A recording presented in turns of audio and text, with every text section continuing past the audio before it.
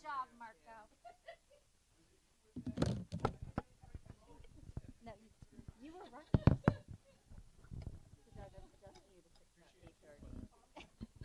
Because we're starting from one side.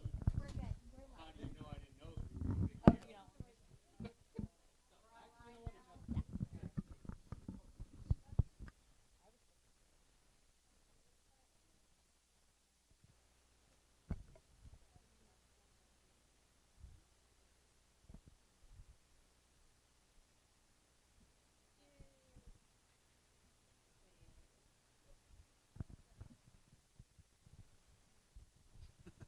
I keep telling you guys. Walk around to this. Marco, if that's the only thing that you're missing, don't worry about it. All right. I think we're ready to get rolling here. Little technical difficulties to start, but I'm going to call the meeting to order and we will begin with the Pledge of Allegiance.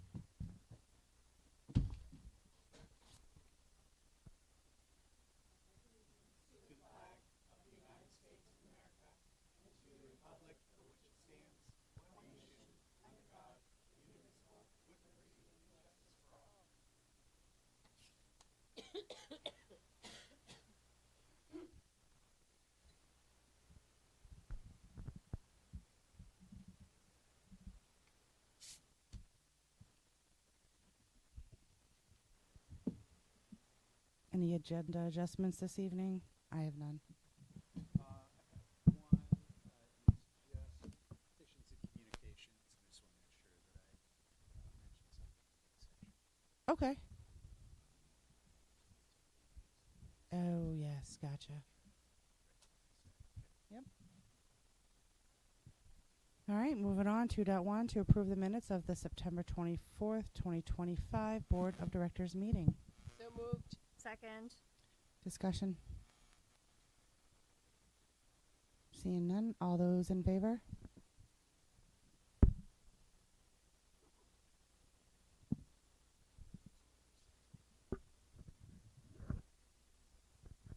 I'm not fighting with that this week. It's winning. Public comment.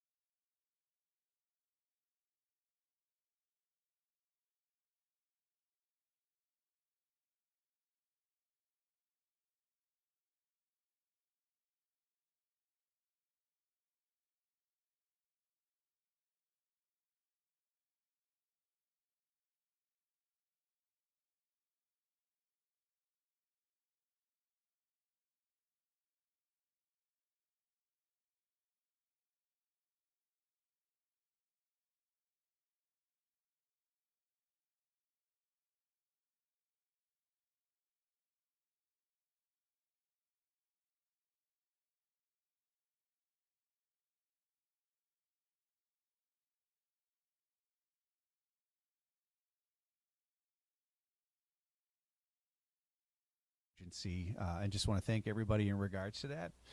We'll be continuing that training on Friday as we have an in-service day, and that will be with the high school and middle school staff.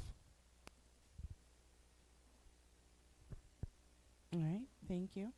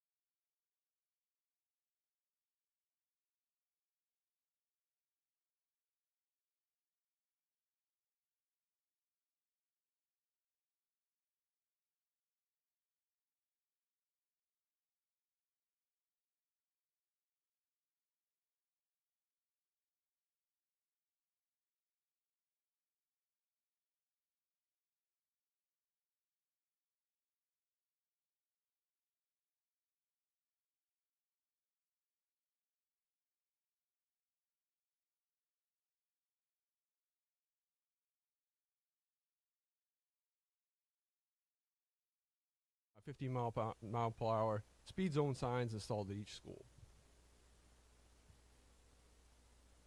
Questions on facilities? Yep.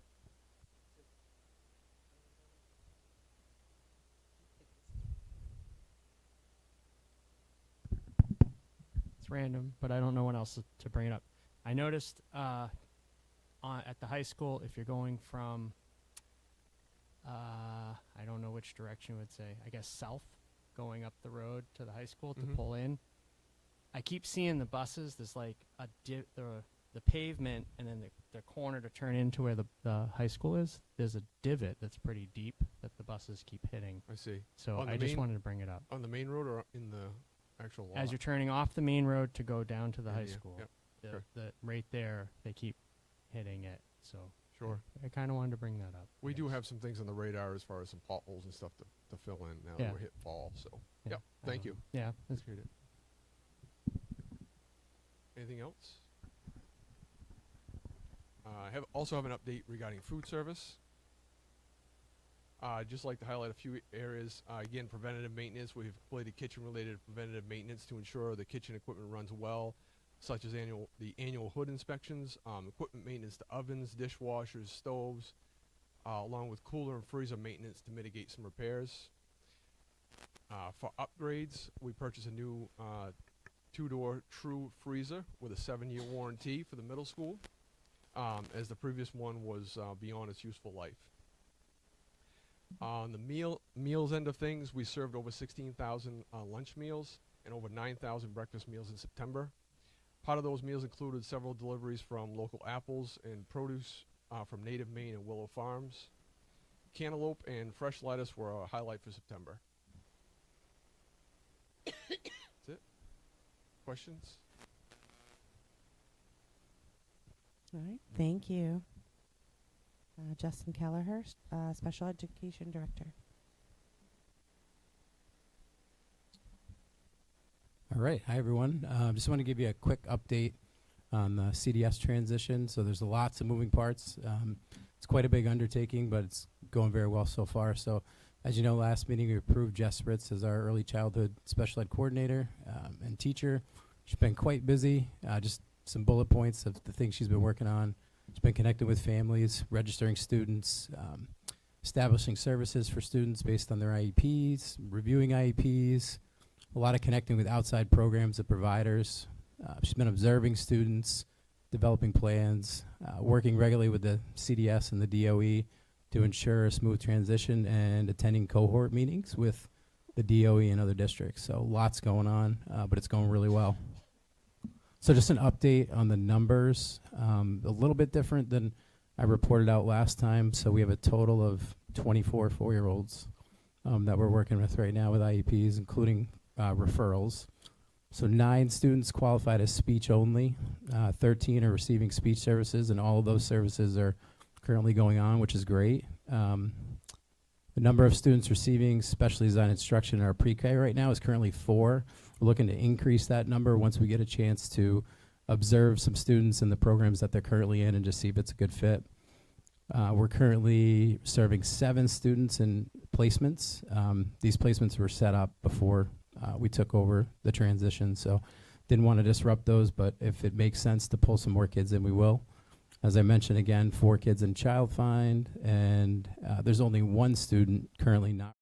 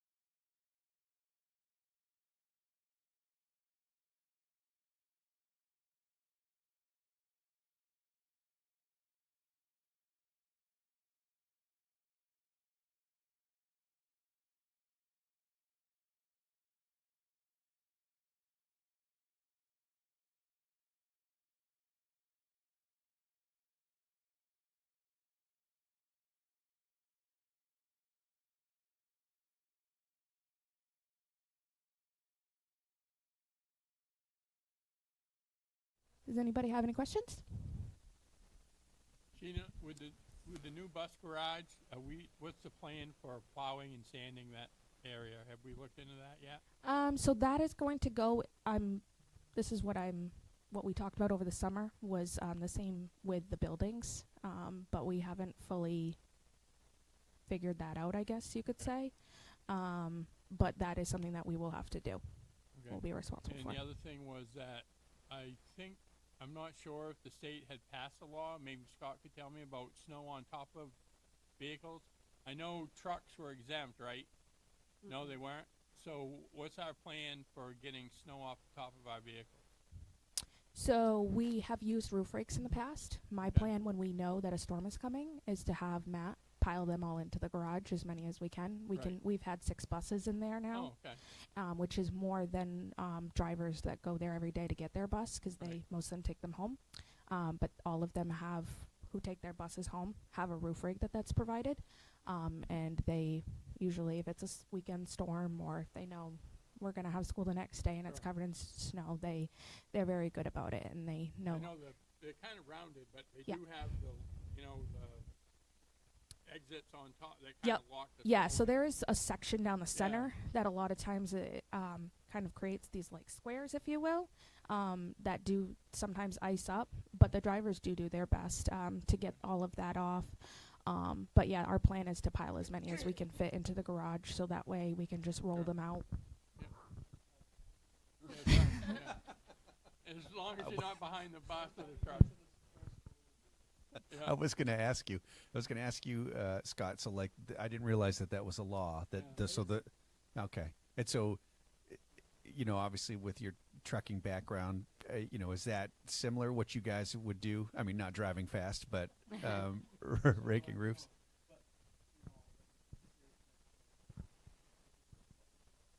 Right. I'm talking about if it rains. Right. I got it. Got it. Yeah. Yeah, Yeah, and thank you. we do have a nice big ladder that was left at the garage for us. It's pretty tall. They have a snow scrape there. I looked into that. No, I No. looked into that at one of my conferences this summer, because no. And so I like I said, I looked into it when I was at a conference this summer, and they're $25,000. So that's not something that I would. That's not something I'd be interested in getting. It's the ice. Yeah. It just rides up over it. Yeah. Yeah. Yeah. Yeah. A good I've old seen, like, shovel and ladder. Some of the mills I worked at, they had air that would blow through, and as the truck went by, it would just blow it all off. Yeah, big brush. Yeah. Yeah. And my other question, Sheena, is fuel. Are we still getting fuel at Sabatis? We are still getting fuel at Sabatis and Litchfield Public Works. Okay. Is there any plan for us to have our own fuel there so we won't have to run back? It's going to depend on our long-term plan with the garage, Right. to be quite honest with you. And it's working now because we work with the towns with the contract and whatnot. So, and it's not another site that we would have to maintain too. That's all on them. Yeah. That we Well, I pay know that we pay a surcharge. surcharge. That's correct. Yeah. Right. Yeah. For So, the, I mean, I don't know what it comes out to because I don't know what they pay to service their equipment. Yeah. But aside from that 10-cent surcharge, we don't see a dime of that cost. all right. Thank you.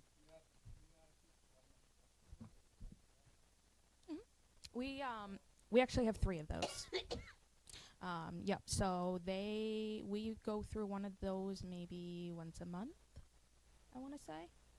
Yeah. Yep. Yep. They're in the nice warm garage, so we actually got oil by the 55-gallon drum too, and a hand pump. We cut the tops off Matt cut the tops off the oil jugs and refills those, so that's a lot cheaper too. It would be substantial, not substantially. Like it wouldn't make a huge difference. I did price it out in a 350-gallon tank, one of those like caged ones. Yeah, yep. But it was not. It was, I think it was like maybe 20 cents different a gallon. It would add up. You know, but at the time when we got those 55-gallon drums too, like we didn't have a plan as far as putting that inside yet. Right. Mhm. Christy.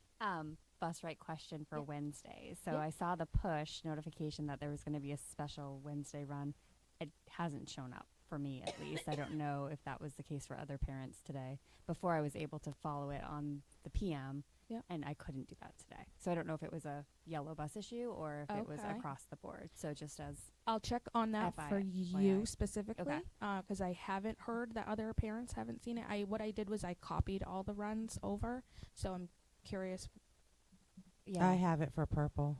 for Wednesday I have- specific, like you have 3 I have- listed. Yeah, I have 3. So runs. yellow, I don't. Okay. And I How don't know if there's other runs that Did My- you have see that that? too. Well, we're on the same bus. Yeah. My yellow is working on Your the yellow's Wednesday working. PM. Yeah. So I'll look So into maybe it's yours. a Christie issue. I'll look into Thank it you. for you. Not a problem. They're like, no more.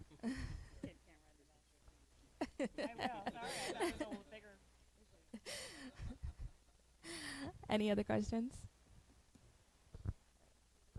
Thank you, Sheena. Before we move on, we are going to call Jim up. I just want to make sure that we are monitoring the audio and video because I'm getting reports that they are losing audio when the presentation is up and that the presentation wasn't up the entire time. So I want to make sure we're capturing everything for our audience. Video's blurry is what you're hearing? They can't see you. Right? Let's get that shine. Maybe it's the remote. The remote you were using before, it probably put it out of focus. Well, I know our microphones are tired today too. They were used this morning, so yeah. Yep. Okay, so sorry, Jim. Thank you That's okay. for letting us chat for a quick minute. So Jim Palmer, Adult Ed Director, and Oak Hill High School Athletic Director. All right, good evening. The first slide I have is our fall participation numbers. 156, that's up 18 athletes from last year. The increase is coming from a little bit from cross country, a little bit from girls soccer, and a little bit from fall cheer. The rest is just kind of sprinkled in there. So, but those are our numbers for the fall. You may have or may not have heard our boys soccer coach had a heart attack a couple weeks ago. But we have done a great job of community support, coaches support. All our coaches sent a card to him. He's doing well. He was discharged yesterday, and we haven't missed a beat with our boys soccer program. If anything, they've been playing pretty inspired. So I just figured I'd give you that FYI.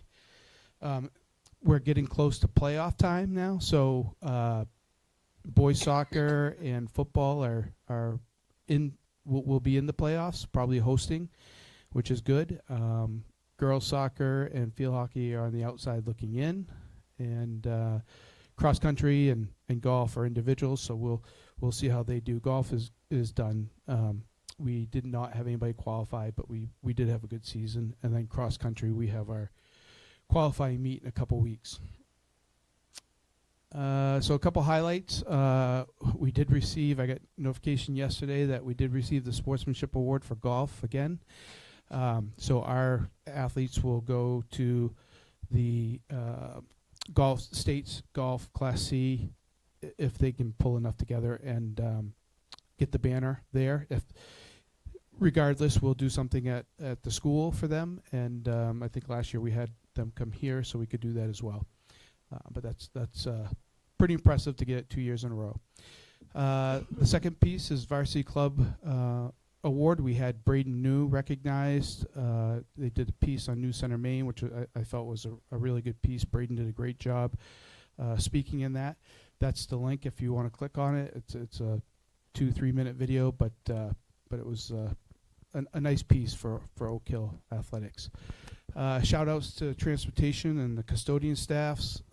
Our programs don't run without them, and I think we had very very little issues in transportation, if none. I think we took the vans a handful of times, but we had buses. We got people to where they had to go. As well as custodian staffs did a great job keeping the fields watered during this fall, where it was a pretty dry fall. We had a lot of compliments from other schools that we still had green grass, so that was nice, and also keeping the fields lined and all that. So shout out to them.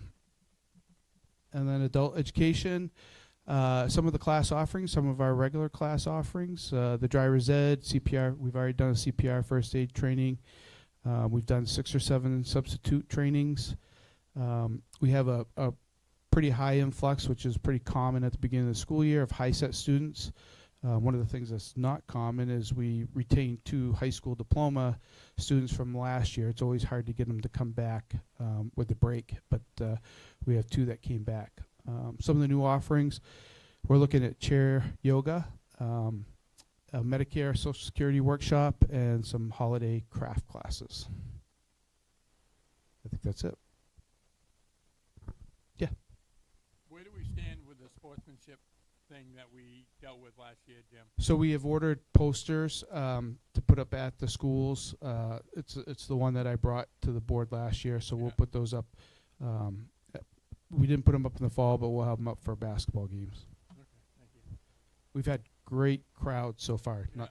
Not always good crowds as far as conducting themselves, but not bad. But we've had really football had 2 great crowds. Soccer's had great crowds. So. Will you be doing pickleball again? Yeah, we have the 2 courts. We'll probably be doing that again in the spring. In the spring. Yeah, we may do something in between fall sports and winter sports. There's just not a lot of time frame in there. Thanks, Jim. Appreciate it. Thank you, Jim. And Shelley Mogul for Curriculum Assessment and Instructor Director. Before you start talking, though, Stephanie, do we know if these materials, this presentation, is available online already? Yeah, I might recommend that we not try to launch the presentation, because I'm hearing that they're continuing to lose audio. And as long as we have the audio, I mean, they can definitely hear what's going on, and maybe just follow along with the material presentation online.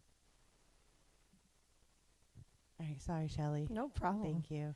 I started this with just a summary of the very busy summer we had around here. Spent a lot of time making sure that all of our curriculum materials, like our consumable materials, those are things that are ordered every year for classrooms, that those got ordered and distributed. We had some great hiring. So as you know, we hired a multilingual teacher, and she's doing a great job. We have a full slate of school nurses. We moved 1 person into the open math interventionist position. Literacy interventionist position. We currently have an opening for a math interventionist. We have a long-term sub in there right now. And we looked for, but didn't find, a literacy coach. And so after some conversation with Tracy Ireland, who's been our PBIS coach, she moved into doing the training for literacy. So she's very busy, but doing a great job. We had a successful, busy summer school. So just as a reminder, we did 4 weeks of high school summer school that was focused on credit recovery. We did 2 weeks of a middle school summer school that was really about academic intervention. Those programs were covered by our budget. And then you'll remember that I was able to secure some Title I summer school allocation money to fund a 4-week elementary program, which we held at the middle school, and that was focused on academic intervention. So, and lots of thank yous to the custodial staff at the middle school, because we were occupying space there for a long time, and they were great about working around us in terms of cleaning, and to Sheena and the bus drivers, because there was a lot of busing. All of the weeks weren't happening at the same time, and Sheena had to do bus routes over and over, so thank you to her. And now we're well into the school year, dare I say, like 6 weeks, I think, or something, which is crazy. So right now I've established a series of regular meetings. So we meet every other week with administrators. I meet every other week with Joelle, our ML teacher. Every other week with Ruth Cody, our GT teacher. Every other week with coaches, and like once a month with the nurses. So we've got all of that scheduled and going on a regular schedule. We've been testing, doing our fall testing window. And so there was a bunch of setup, but the teachers are all doing a great job, and the administrators are very helpful in getting everything rolling. I wanted to let you know that if you hear about this, that NWEA has updated their norms. So every 5 years or so, they take a look at their data, and then they decide if their benchmarks are right. And because this is the first time they've had data post-COVID, there was a shift in the norms. So it is a little bit wonky, and I discovered this as I was pulling old data, and I was like, those aren't the numbers I had before. And then I realized that when you run reports now, everything gets the new norms applied, so it shifts numbers anyway. So I've been doing some presentations. I was at the middle school yesterday, and I was at the high school today, working with teachers about NWEA, and this is part of our discussion. So just so that we're all aware that things are a little bit different, and that's how normed data goes. Let's just say, to use the analogy of running a race, the results of the big results are different, so they shifted their benchmarks down a little bit. And then once the testing's done, of course, we'll start to look at what I want to look at particularly is spring data compared to fall data. And we'll be looking at students who took part in the elementary summer program to see what their data looks like. So that's the kind of first round of analysis we'll do. And of course, we'll bring you our fall data in a presentation soon when all the testing's done. The window is open until October 24th. So, Robbie? Yeah, the 4-week high school credit recovery, Mm-hmm. is that mostly seniors, or is it runs a gambit? No, I would say it runs a gamut. I think there are a lot of seniors. There's probably heavier junior, senior, but I think I saw the enrollments, and I would say it was pretty well spread out. How many students do you know? Ooh, I knew you were going to ask me that. I didn't pull those numbers, but I can bring that to you at another meeting, fine. because I have to do a performance report for the Title I funding. Yeah. So that would be a good time for me to bring that and the data from the middle school and high school Okay, too. great, thanks. And I can bring you like final expenses, because we budgeted for the middle school, high school in our budget. So we can go back in and pull expenses and get a sense of what it cost us. Okay, too. thank you.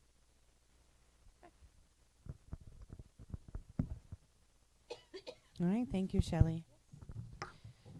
Next up is 5.4, Jennifer Waterman for Oak Hill Middle School bar presentation. Uh-oh, do we have this presentation available online too? We do? Oh, okay. I just didn't want the audio to be clicked off when I like paper too. Thank you.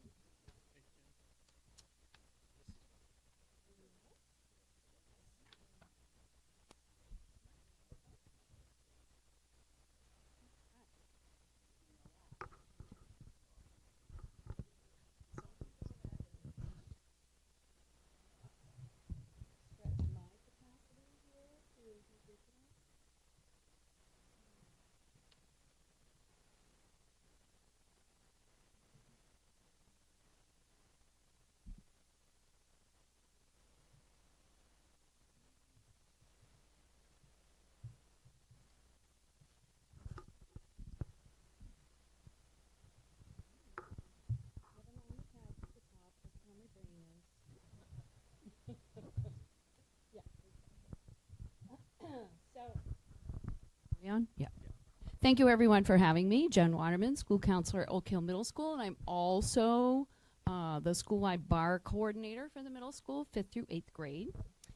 I wanted to present this to you because this is the synopsis of our second year being part of the BAR program. BAR stands for Building Assets, Reducing Risks.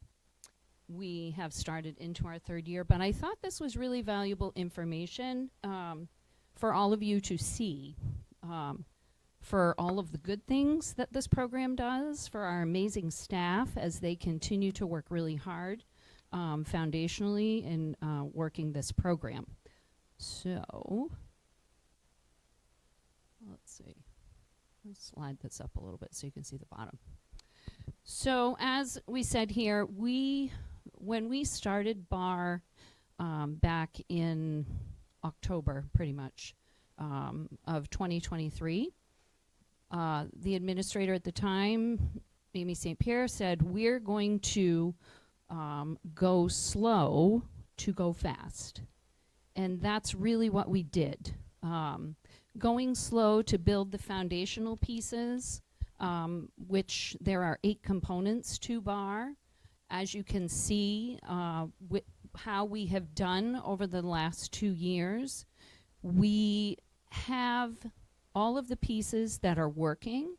And if you look at this implementation graph, you are going to see that the green is showing that that is very much in place. And again, this is evaluation at the end of last year. It is also showing that all of the other aspects that are in the yellow are really moving to the place of being in place, solidified, in terms of, you know, interactions with community, professional development, being able to have the I-times each week that all of the content areas do on a rotation, having our various block meetings with Community Connect, and really looking at the whole student emphasis and providing support as needed for every student.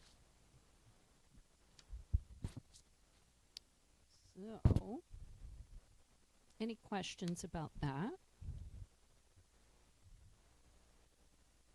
So if we look at page 2, in the interest of saving paper, I did both sides. What you are seeing here is our academic performance. And what's important to know about this, and I think I have shared this before, is that in the middle school, rather than looking consistently at grades, because there is some discrepancy in working on various standards in the different grades of how that would be tracked. So what we had decided back at the beginning in our first year of implementation was that we would actually look at scoring through habits of work. And that's how eligibility is based upon for participation in extracurricular activities as well in the middle school. So rather than trying to reinvent the wheel, we determined that this would be the best standard to utilize in being able to track people, track our students. So if you look at this, what this is showing as of October 2024, we are looking at the number of ones that students had. And there are 5 areas in which they are graded, if you will, in those. And so looking at those numbers, you can see that we started out with 23% of 5th grade, 30% of 6th, 51 of 7th, and 21 of 8th grade. That's a little bit shocking, we'll be honest. But I want you to look at the improvement that happened. As of May of this year, 2025, there was significant change. You can see the numbers there, and then you can see the percentages down below. The fact that the range of improvement was from 27 to 31%, that incorporates a lot of different things, right? Growth for students of being prepared and coming to school and recognizing, oh, this is how we have to do this, because that's what habits of work do. Looking at the information and them being able to do better at doing school and learning. Then we look down below. It's just another presentation of the information, dependent upon how you take in the information. of the failure rate as well and the difference. So to me, yes, we have a ways to go, but at the same time, that's dramatic improvement. And that speaks to the students, the staff, the families, of just really continuing to encourage kids to, come to school. We're doing school. That's your job. And that's a good thing. Questions? Nancy.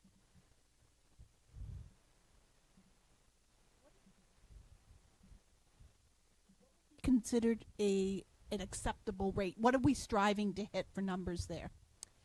So ideally, we would love all kids to get, what is the highest we get on that? 3s, 4s? Michaela? 3s? Well, 3s for habits of work. It's not the same as grading per se. So ideally, we would love to have every kid be at a 3 in all 5 areas each time. And keep in mind that this is, last year, this particular scoring was done every 3 weeks in pulling that information for us because they needed it for, like I said, all the extracurricular stuff.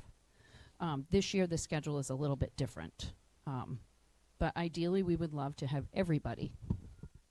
But that's probably not likely, right? Correct. So I'm just wondering, have we set ourselves an internal goal, is like in 2 years we want to be at this percentage, or? No, but I think that's a really good idea. Yeah. And I say that because at least with this year, we're also having more grades sent home as well. So, my thought, and that's only my thought, it would be really great to be able to have that to incorporate in and have that as another data point to be able to track more improvement. But yeah, thank you for that. Any other questions? Because now we're going to move into my least favorite thing. And this is chronic absenteeism. And this is showing how frequently or infrequently students come to school. The benchmark for BAR is that they would love to see by the end of the year that a student miss less than 15 days. With this here, we are looking at the percentages of how frequently students were missing in school. And this is counting all types of absences, excused and unexcused. This information is pulled monthly and shared with them. And it is also calculated according to enrollment. And as you know, enrollment can fluctuate as well. But this is what we're looking at. Ideally, and in a perfect world, we would love to have kids at school every day. But life is life, and it's middle school. And I'm going to be honest, this week is a fabulous example of what happens when full moon fever hits. So it's one of those things where recognizing your own child and saying, yeah, maybe you don't feel so well, maybe you should stay home, kind of thing. But ideally, we really want to see kids in school. I did send out a letter at the beginning of the school year, strongly encouraging families that if they have issues in getting their child to school, to please contact us, because the whole point of this program is to work with families to have success for their kids. So being able to have kids come to school is the most important thing at this point. Questions? Robbie? Because in the past with the busing issues that we had, I know there was some pretty chronic absenteeism. Yep. And with, flu season and everything like that. Yep. So how does, like, a family going on vacation because they're going to get a better rate to go to Disney World, pull 3 kids out of school, how does that affect that number for a week? I would have to go back through and tally, because in Power School it's showing excused versus unexcused. Right. That would be helpful information. Oftentimes, the students, we have kids that miss, less than 10 days of school. Then we have those that go on vacation with their family, potentially get sick, that sort of thing. But there are our tier 3 students that are missing an extraordinary number of days. And we go through the process of really working to get them in school. And I'm sure homeless kids affect that number quite, Yeah. quite a bit. Yeah, Yeah. it does. Yeah. Jen, Oh, sorry. is this number based off individual students who have missed more than X number of days already this year? No, this is not this year. It's last year. No, Just last. yeah. Okay. Yeah, this is complete statistics for last year. Okay. Yeah. Okay. So then we get into survey questions, okay? And this survey was given to 6th through 8th graders last, I believe it was the end of April. And again, if students and families chose that they did not want their students to participate in it, that was absolutely honored. What is important about this survey is that it helps to give us information when it comes back in this report of how we are doing. Because again, you saw the 8 areas in which BAR works foundationally in trying to address with kids. So the first one here, as you can see, is supportive relationships.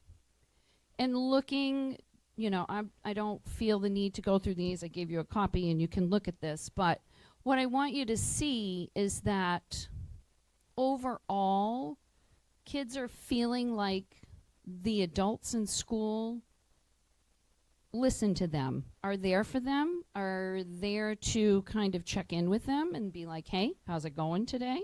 How are things? How's this particular class?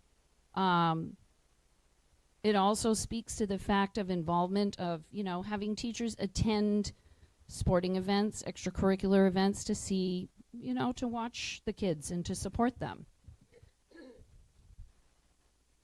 We then have rigor and expectations.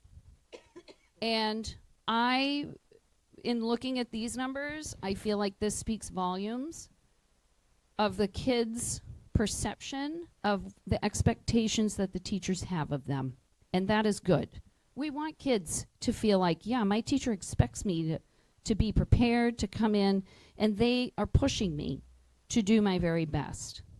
I think, that's an important thing. Because again, we want kids to recognize that in all places, hopefully in their life, but especially at school, we want them to be the very best that they can be.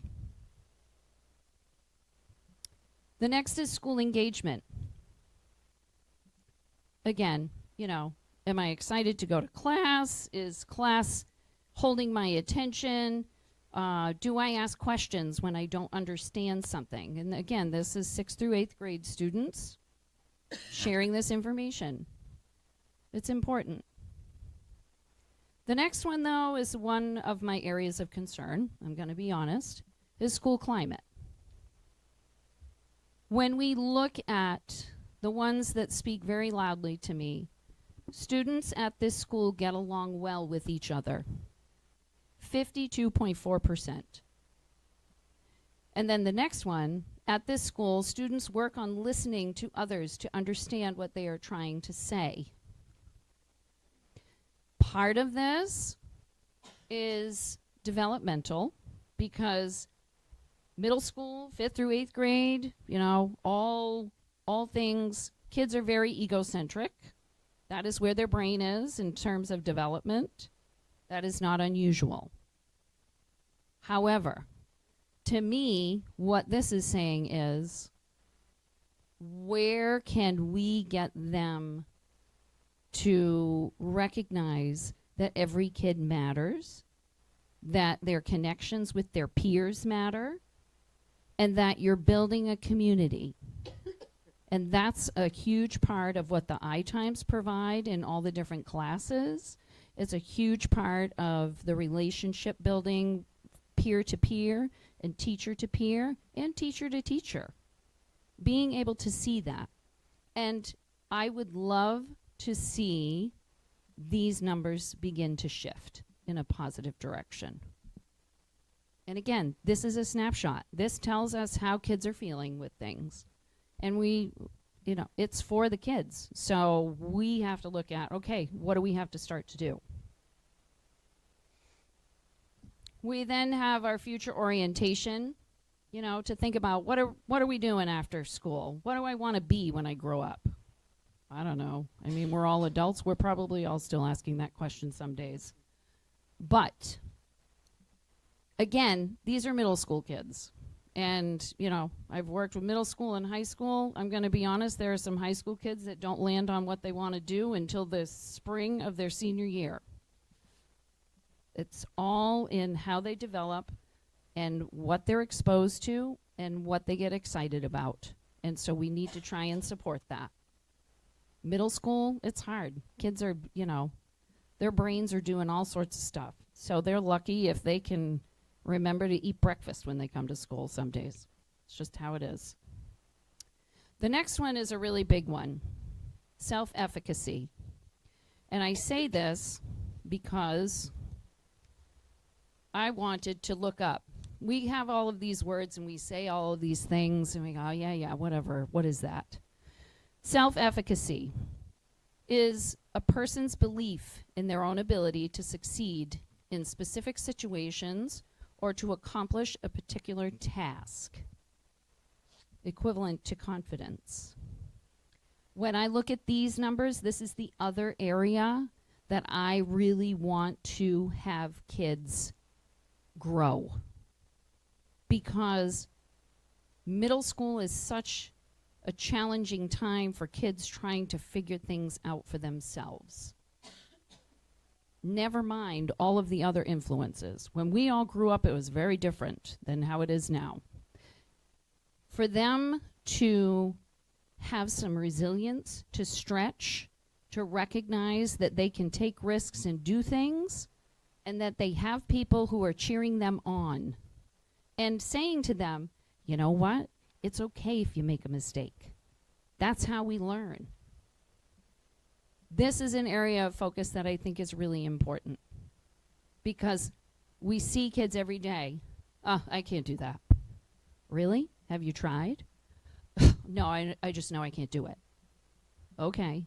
So let's figure out how we can get you to build that muscle, because that's what it is. It's building another muscle to be able to believe in yourself and to know that you have skills developed to achieve what goal you set out. Questions? Robbie? I see these questions. Yeah.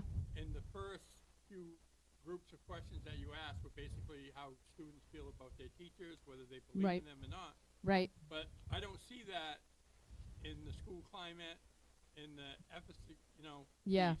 Yeah. There's a breakdown there. Yep. Many kids, unfortunately, feel like they can't make a difference. And there's a lot of reasons why that is. It's not any one particular thing. So it's really about bolstering that within them. And, again, all of the 8 components of BAR, but especially in the school, it's a lot about when iTimes are done, it's a full curriculum looking at so many different aspects. They have an opportunity to self-reflect on things, to talk with their peers, do projects, do all sorts of different activities to help all of these different areas. And again, it's just part of growth. So creating that space and that opportunity for that to happen. But you're right. And that's where I feel like we have to double down on all of this. But I would also say that that's why it's important to recognize that this program kind of puts it all together so that it's a great foundation to be able to start to address that too. And I don't know if it's what group you ask the questions. but Right. I'm wondering if you ask the climate and the FSC question first, Right, if that number would change right, by the time they got to, how they feel about their teachers and what the teachers feel about them. yeah, What they perceive their teachers feel about them. right, right. That's a good question. I can ask our coach about that. Yeah. Yeah, And what's the total population on the survey? 198? 198. Yeah. Out of 300 and change? Out of about 370, I think it was last year. But again, 5th grade did not take it. Right. So that's Yeah, it's about a pretty good number. 80 plus kids that did not take it, Yeah. for sure, with that, and then others that opted out. Yep. Yep. Yep. Jen, are the questions blocked like the way that you presented them to us, or are they coded that way so they're Oh, I'm trying to recall. I believe that they don't actually put the title, I don't think. They Right. just go through and ask the questions. Yep. And then the results go directly to BAR. Like, I don't get any of them. It goes directly to them, and they're the ones who aggregate the data as well. Yeah.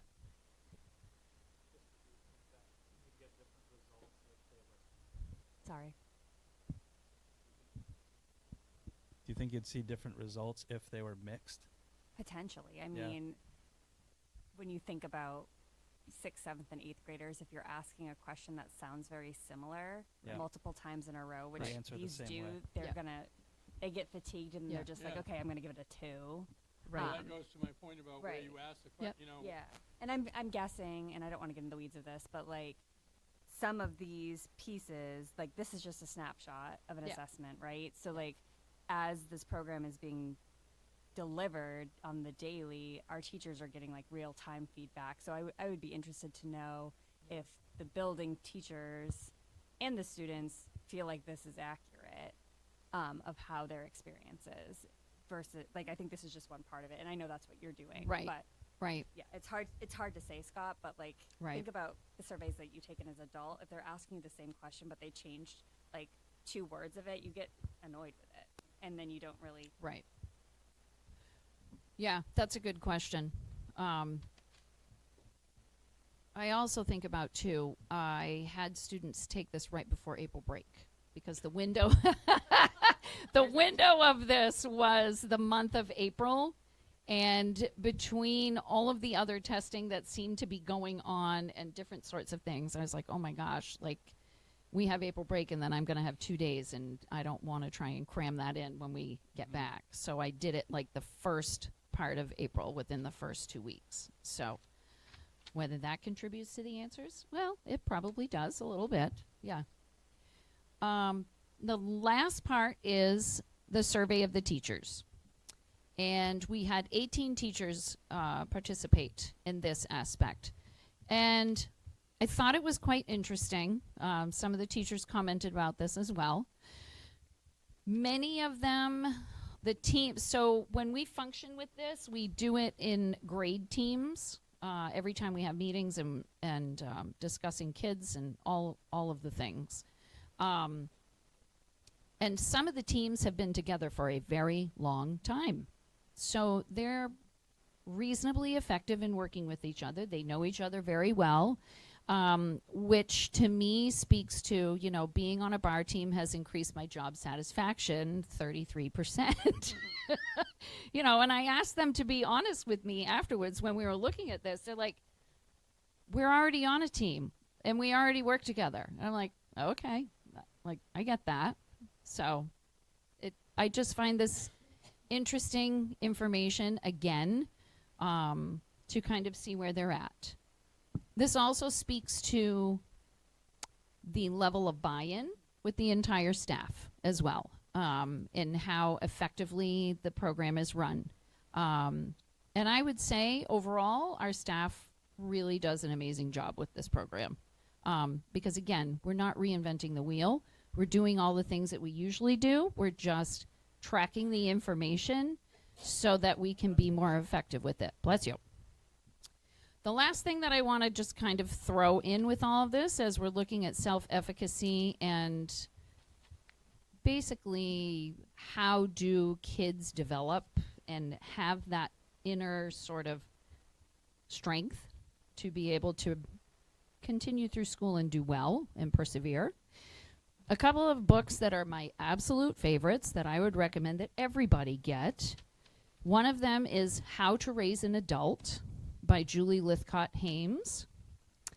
This woman was a freshman, I can't even think of the word at the moment, but she worked at Stanford University, and she wrote this book about all of the incoming freshmen who, over time, with various things, literally struggled in all of these areas and how to address that. How to Raise an Adult. The other one is called The Gift of Failure. How the Best Parents Learn to Let Go so Their Children Can Succeed. It is written by Jessica Leahy. This is huge because, again, how do we learn? How do we stretch ourselves? How do we begin to develop that inner core, that inner strength that says, you know what, I can do this. I'm pretty good at this. We have to make mistakes, and it has to be okay to make mistakes. Questions? Doug? I did you mention how long the bar exam takes for the students? How long are they? Or The survey. That's what I mean. I'm sorry, I called it exam. It probably took like 15 to 20 minutes at most. Okay, so it's only Yeah, like a 15, 20 not very minute- long. Okay, I was Yep. just curious. Yep. I know you only cover middle school, but do you know did the high school take a similar survey, or are they planning to take a similar survey? Usually they do. They usually do every year at the end of the year. Can we see results of that when they're available? Absolutely. Yeah. Any other questions? The unfortunate thing is that the results don't get to me until the summertime. But I feel it's really important because we're already talking about budget season. This is our third and last year that it is being paid for by the Department of Education. However, I have asked questions of our coach, and there are various packages. They're called Thrive packages, and the high school can speak to that as well because I'm pretty sure they're doing that because they've had it for so many years. The reason why I would strongly advocate to have continued involvement with the organization BAR is because they check on the efficacy of how we are doing and the integrity of the program. And they do come, once, twice a year to kind of check in and see, like, how are we doing with all of these benchmarks? Yes, we could go ahead and do this on our own. I feel like, this is going into our third year. We're reasonably strong in this, but I can also see where it's just a very good check-in point. I have weekly meetings with our coach, and she just had her first visit with us, and she brought to my attention some things that I'm like, you're right, we need to work on that. So it's just continues to be an excellent program all the way around. Thank you, everyone. Sorry to take up so much airtime. Thanks, Jen. Appreciate it. Thank you. Moving on to our old business, we have our SRRF presentation.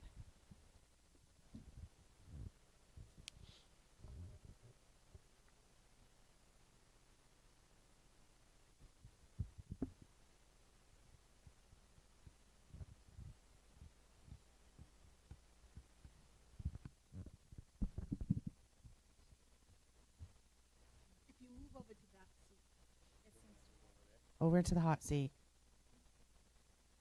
I thought I was in the hot seat. You got too comfy back here. Yeah. That is the hotter seat. Getting hotter now, I bet. It's all good. It just looks like it connected, but I don't know where.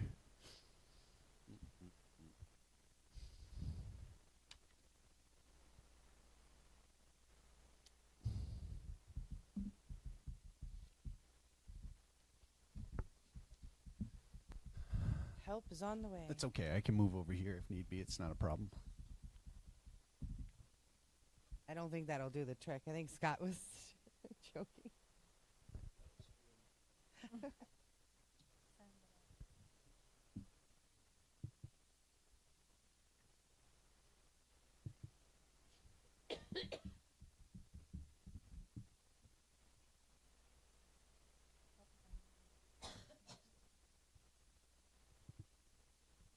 No. You gonna tighten it up? No, I'm good. Thank you. Actually, I could sit back, so I feel like we're more relaxed, actually, instead of trying to sit up like this at the mic. But thank you. I could use a different laptop. I could do something. If that works.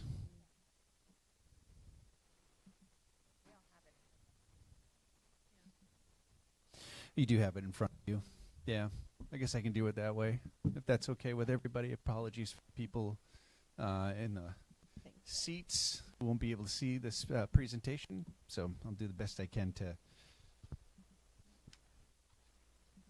articulate the graphics. I don't know. Something along those lines. All right. Just wanted to recap from, let's see, last week.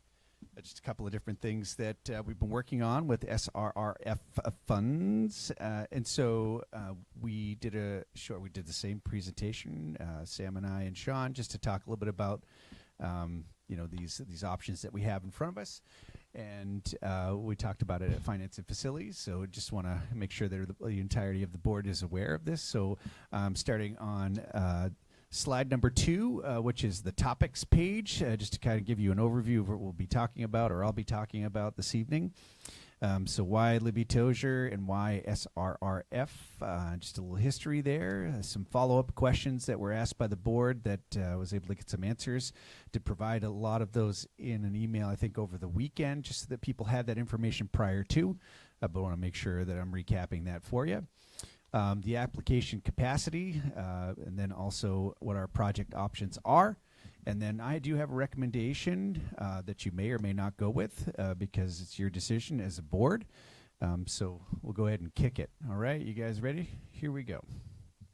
All right, so I'm on slide number 3 now. Why Libby Tozier? Why SRRF? So if you guys are looking at that slide, this is born out of these improvements at Libby Tozier. We're born out of a consolidation committee, subcommittee work that was done, taking a look at both Sabattis Primary School and Libby Tozier School, just to see, which one is more of a viable option, as far as moving forward and keeping a building. And obviously, you guys know how that turned out. With that being said, we did have a number of recommendations or major projects at Libby Tozier that were identified as things that we wanted to take care of, just to continue to utilize that building to the best of its ability. I'm going to click over to, I believe now, slide 4, just to give you guys a project update. Is that correct? Slide 4? If you guys could help me out, that would be very helpful. Thank you very much, Doug. 4. All right, so just some updates in regards to those projects to date. You'll see that there is a nice check mark there in regards to removing and replacing carpets. We know that that happened this summer. That went very smoothly. It's been a huge improvement to the building itself. We have slated for this summer to look at doing windows and sills along with the building envelope. And that is funded by the Capital Improvement Fund that was established last spring. There's $150,000 set aside for those 2 projects. And then we were to take a look at HVAC and roof repairs and whether or not we could get those through an SRRF or a municipal bond. And as you guys know, in our discussion last week, roof repairs at this point in time does not seem to be a sure bet. I mean, none of this is a sure bet, but a safe bet in regards to getting awarded an SRRF. So we looked at moving along the HVAC system. So we've talked a little bit about that too. All right. Believe we're at slide number 5. Oh, go ahead there, Christy. Oh. Thank you. Oh, I thought, yeah. All right, appreciate that. I thought you had your hand up, so thank you for that. All right, so some questions and answers for you. Are we ADA compliant? And so currently, yes. However, if we were to have a student or staff member who needed lower cabinets, shelves, or sinks, we need to make these improvements. Can the safety project option include fire suppression? It could, but would be extremely expensive, since the water system at Libby Tozier is on a well. Tanks would need to be brought in and pipes and sprinkler heads installed. Is there a cost to apply for SRRF if we were to try and do it on our own? And so there are supporting documents for the application that are required to be completed by a licensed architect or engineer. We have with us both Jamie and Lisa from Harriman and Associates with us this evening, who are working with us in regards to putting that application together. So there is a cost to apply in regards to utilizing the resources of a licensed architect and engineer. Is there an obligation to work with Harriman after the application is submitted? That was a question that was asked. And no, we could go out to bid for the project if we wanted to. And finally, can we refuse the project if it was awarded to us? And we can. Additionally, if we were awarded the project, there is an additional step that we need to make sure that we take, and that would go out for a referendum vote before moving forward with any projects. Okay, so those are the questions that were asked and hopefully answered for you. Application capacity at this point, where do we stand? And so, just given the timeline that we have left in regards to the due date of the plan itself, we're looking at narrowing down our options to one if we do decide to do a project, or an application. And so the first one that I want to cover for you, and I think this is slide number 7, is that correct? I skipped 6 quickly. So 7 is the, remind me, IAQ, indoor air quality, right? All right, thanks so much. I had to ask that. I was like, what is IAQ? Indoor air quality, right? It makes sense because it goes along with the ventilation, right? Yeah. For the corridors, all right? And we have a rough estimated cost of $560,000 for that project. The second option, or slide number 8, is ADA work for classroom sinks and any casework that goes along with that. So the rough estimate of project cost is $300,000. Okay. And slide number 9 is a secure entrance and vestibule, and the project cost for that is $775,000. And so just skipping to slide number 10, I just want to make sure that you guys are aware. I do have a recommendation. Again, it's the board's purview if you guys want to move forward with that recommendation or an application at all. But I am thinking at this point in time, just given safety concerns that we have, in Libby Tozier, just given the way that the setup of the office is and the vestibule, the entrances, the access to the building. We have one keyed entry and exit, and that is in the back of the building. Everything else is on a very old and dated fob system. That fob system is not spectacular, and I say that because if the power goes out, the only way you're getting in and out of that building is, well, I say in and out, into the building if you were outside is through that keyed access in the back, which is not helpful.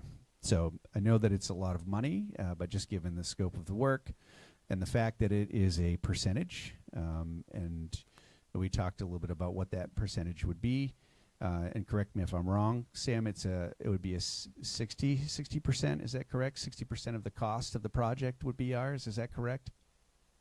Would be covered, excuse me, other way, right? 60% of that would be covered, yep, so we'd pay 40%. Is that correct? We'd pay 40% of that, roughly 40%. Thank you, appreciate that. All right, so last slide, number 11, is what you guys want to do, right? So, the Finance and Facilities meeting, subcommittee meeting happened this afternoon or this evening. We had really good discussion. I think there are varying viewpoints in regards to that, but obviously feel free to ask any questions that you may have. It's up to you guys how you want to move forward. Questions, comments, concerns for the good of the order.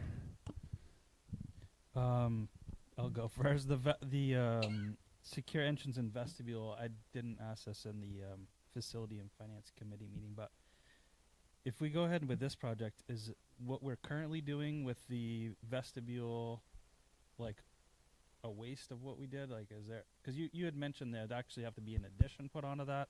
We just invested a bunch of money in the envelope, the windows, and that sort of thing. Is that, I don't know, I guess from an engineering perspective, like, How do those projects go together, did we Scott? just waste a bunch of money putting in that if we're going to build a whole new entrance, a whole new vestibule? Right. I would hope, and obviously, like I'll turn to the people who know more about this, but I would hope we would work in conjunction with the the contractors involved, as far as like the building envelope is concerned, the windows and such, so that it wouldn't be something that we did like as far as like, well, we did a really, really nice job with the building envelope, and now we're gonna like destroy it to put this vestibule on. Which I appreciate the question. It's good. And so would.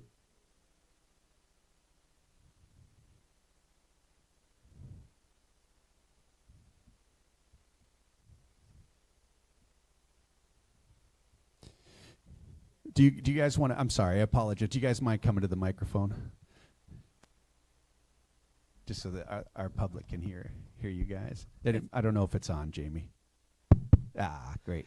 It sounds like the project the vestibule project. The intent, as we've looked at it at this point, does not include necessarily an addition of a vestibule. So we'd be working within the confines of the school. We're not exactly sure what your window project is, but Lisa was suggesting that we would be working with your contractor to make sure that we're not, putting anything that's already being done to make it obsolete. So we'd be working within that confine. Thanks, Jamie. Appreciate that. Other thoughts?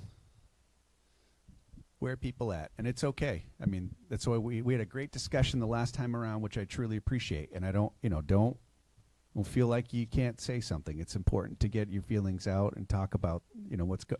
Well, your feelings, your feelings out about this project, Christy. I'm sorry, I should be more specific. Not just your feelings, okay? I don't want to hear those. Go ahead, Scott. So for transparency, so everybody can make an educated decision, can you tell the board the cost of the application? Yeah, absolutely, Scott. Appreciate that. Right. So the cost is not to exceed $20,000, and so in working with Harriman, we put, they put the work into going to the site, checking things out, having their people make sure that things are done well, and then put all the documents together, and then they submit it to the state. With that being said, the reason that it's not to exceed $20,000 is that we can recoup that cost by rolling it into the project itself, so that we would get that money back. That's if we're awarded the project. If we're not, right, then we've spent the money to do, our due diligence to see if we get a project or not. But we would be spending $20,000 to do that. Up to, not to exceed. I don't know. I'm gonna make everybody hold their mics from now on.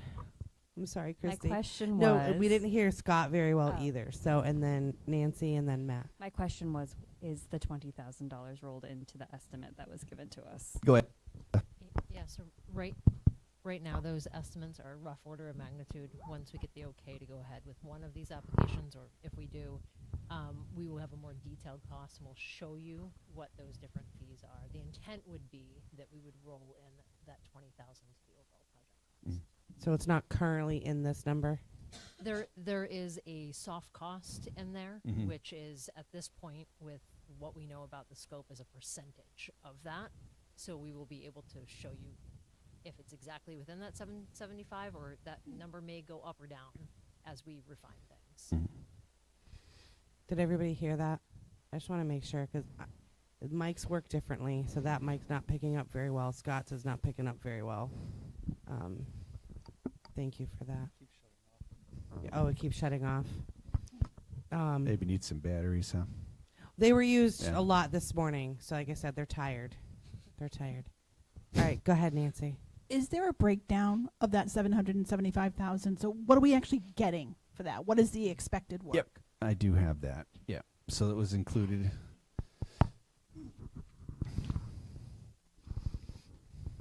Go ahead, Jamie. If you've got a because I have it here too. So Go ahead. essentially, what that is, and let me hold this. Yeah, you have to be like best friends, like super close. Super close. So we would be reworking the vestibule and the administrative office to create a secure vestibule. We're replacing the doors. A lot of this has to do with hardening of the doors and the wall between the vestibule and the admin. There would be a transaction window there. We would also be in those areas replacing finishes because we're removing a bunch of things. And then we would be putting in a notification system on all the exterior doors so that the software is notified when a door is ajar, and you can figure out where that software wants to be housed. But that way, if there's a door left open, somebody knows about it and can make sure that that door gets closed, because that's another security item that you want to be careful of. That's the big picture. Anything I missed, Jamie?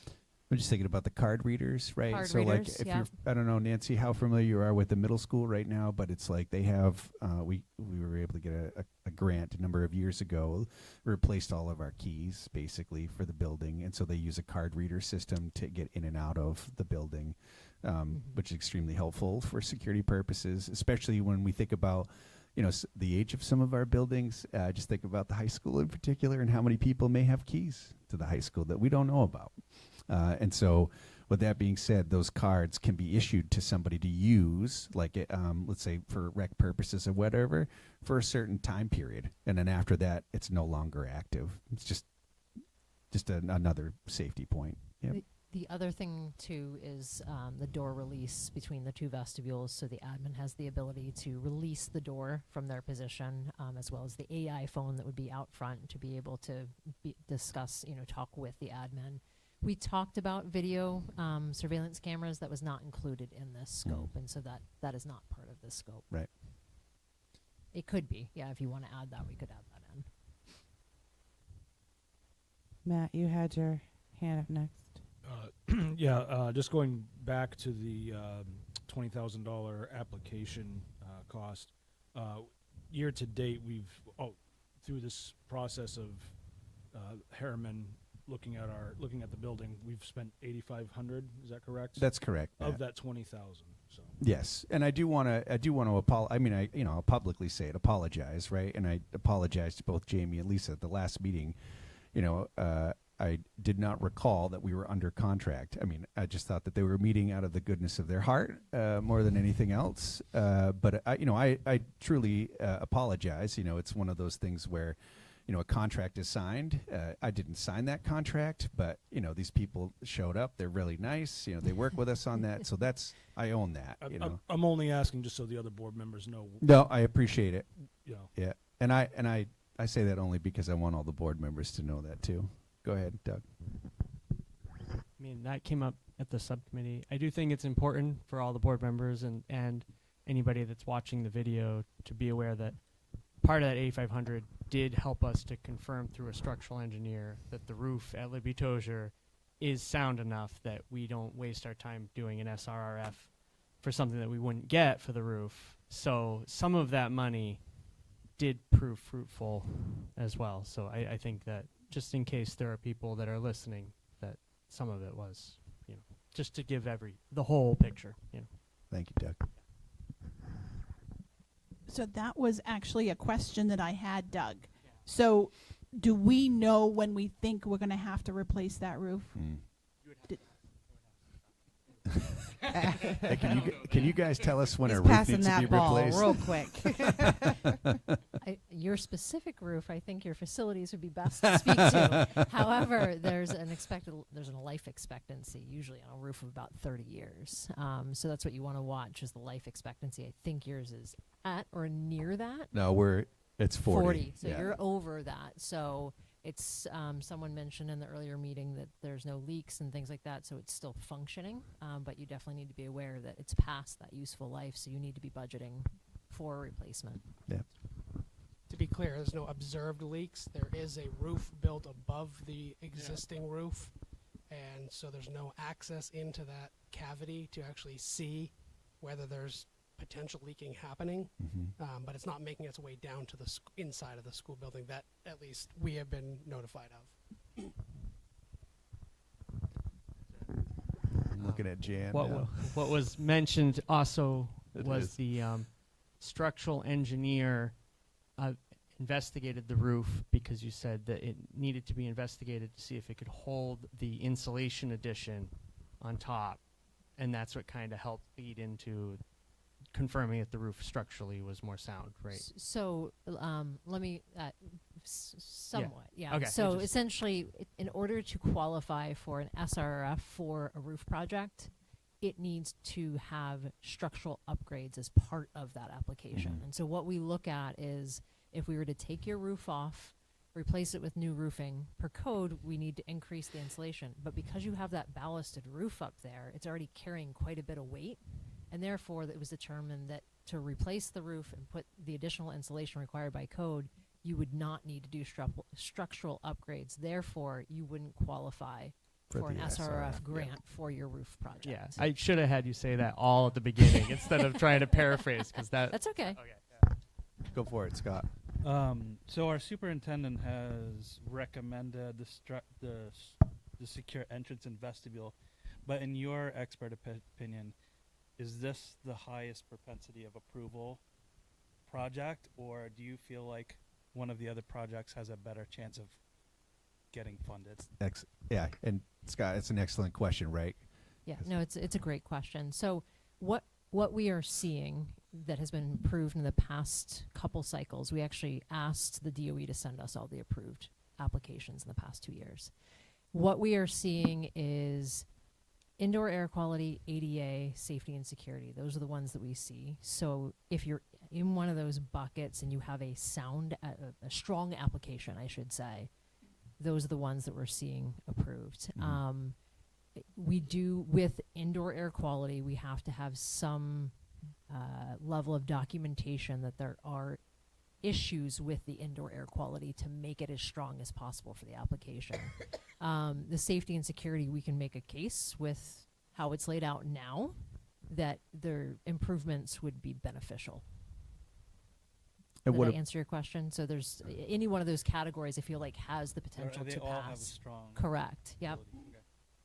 And that's why we focused on those three after we figured the roof wouldn't go. Go ahead, Teresa. So we've already spent 8,500 of the 20,000. So it would really be another 11,500 up to, not to exceed, for this. And the other part is, if we're not chosen this year for whatever we submit, is it an easy process to do the following year since the paperwork's the research? If you're has been applying done? for the similar Mhm. thing, absolutely. Yep. And the cost would not. It would not be the same. No, Yeah. it would be an updating of numbers essentially because the Okay. numbers would be out of date. And then we would look at any feedback you got as to maybe why it didn't and what ones were successful and how could we enhance that application. Thank you. Yep. Would you also inform the board of the $310,000 for this particular project we'd be on the hook for? How we can break that out as far as like save overtime? Yeah, got it. Thanks, Scott. Yeah, and just Sam, turn to you real quick, just because you had some sweet numbers that you put together over there. So just thinking about like what we would owe. You're talking about the security. Sure, that one in particular, just because we've been talking a lot about that one in particular. So, as far as the breakout is concerned, between, what we would owe, as far as the let's say it's roughly $300,000, there would be, it would be determined for us, and we don't have this information, which again, I appreciate you bringing it up, Scott. It would be either a 5-year loan that we would have to pay back or a 10-year loan. And that's determined by, I'm sorry, Sam, I don't recall who determines that. Is it the state? Yeah, so I've emailed Ann Panette, who would probably be able to answer that question for us since our finance and facilities meeting, to see if she could give us some guidance on the threshold of the project and whether that would tip us towards a 5-year or a 10-year loan. My suspicion is a 10-year loan, given that it's close to $1 million for the total scope of the project. But our 287 $300,000 or so that we would owe over the life of that loan would equate to either a $28,000 payment or a $57,000 payment, roughly over 10 or 5 years, respectively.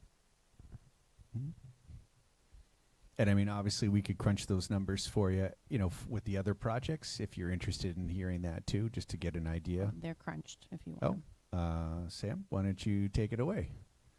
Thanks. Sure. So the $300,000 price point, I think that was project 1 in order. Yep. Yep.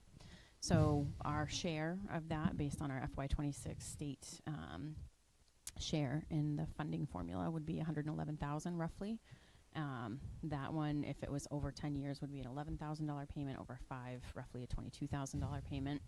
That was for the. I'm sorry, just a second, Sam. That was for the ventilation. Is that the $300,000 one? No, it's no. That's the So ADA. No, so that would be ADA. Yeah, Yep. ADA. And Just wanna then make sure. for the indoor air quality project, with the project cost of $560,000, our share of that project would be just over $207,000. If that was over 10 years, that's roughly a $20,000 payment. Over 5 years, roughly a $41,000 payment. And again, just remembering that these costs are very rough order of magnitude right now and could be refined with the application process. Go ahead, Doug. And then I saw Nancy's go up. I think another thing that has been mentioned, but just to reiterate, is that whatever we approve of still needs to go out to the taxpayers to be voted on. So it would need to be a project, if we wanted it to be acceptable, it would need to be something that we think that the taxpayers would also agree with us on to be. Sure. So just to That's reiterate well said, that. Doug. Yep, that's good. What would the timeline look like that we had to know where the funds came from? Because I have something that I want to suggest, and I want to understand that first. Can you answer that question, Sam? I guess I'd be just curious. What do you mean, Nancy? As far as like, where would we pay? How would we pay for this if it was At approved? what point do we have to know we are applying for a loan? Or maybe we like Nancy's idea. So the we have to know by next meeting. Yeah. No. What Harriman needs from us is: Tonight? Are we going to put in an application?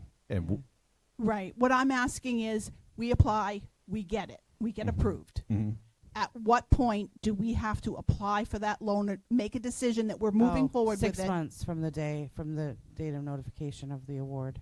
And when is the award? When are they making When do those they decisions? typically make those award decisions? We think it's in January of this coming year. Great. My Sorry. idea is awesome. Hold on. Do you have a presentation? I don't I'm have kidding, AI. I'm kidding. Okay. Go.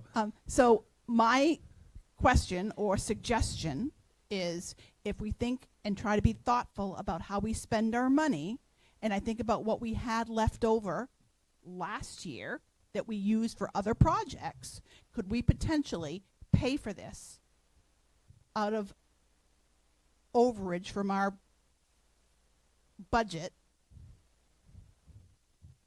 I guess it would depend on the on the project. I don't think we know yet, but my Right. suggestion is that could be an approach that we take. And if they're not going to make a decision until January, and we have 6 months from January, we will have a very good idea in January how we're running. We can make conscious decisions to scrutinize our budget and potentially come up with a majority of those funds. And maybe we have to add 30,000 into the budget, which would be nothing different than a payment if we had to make, and we could just pay it off. Yeah, I hear what you're saying, Nancy. I appreciate that. And Sam, do you mind just chiming in regards to like fund balance and just like Use as far of- as I'm just wondering, like as far as Nancy's idea and the timeline, like what that would look like.